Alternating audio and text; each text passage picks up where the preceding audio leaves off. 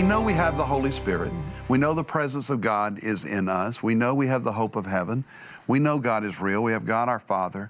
But to think that He would add on to that the blessing of angelic beings that would minister to us in times of spiritual battle and warfare. When the pastor's not there. And sometimes not a neighbor. Well, we told the story Sunday in our church. There's a man in the church by the name of Tate and Joy Cruz. I think they've been on your program in the past. Yeah. Connor, their little son, died of brain cancer. And the first day they were in there when they got the news, he's by himself. Tate is with the boy who's asleep. And there's a lady there mopping the floor.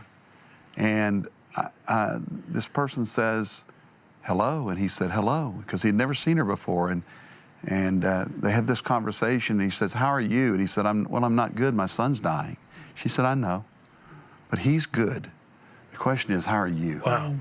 And so he thought nothing of it, and yet this being showed up now this is a very successful businessman. This is not a guy given to wild stories, all right? And so this person then Connor gets a little better, and to make a long story short, he ends up, they're sending him home to die 2-3 years later, and they're packing everything up. There's a crowd there. Tate goes down the hall, Mr. Cruz goes down the hall to get something for his son. He comes back, the room is empty, he turns around, and there she is. Everybody had cleared out.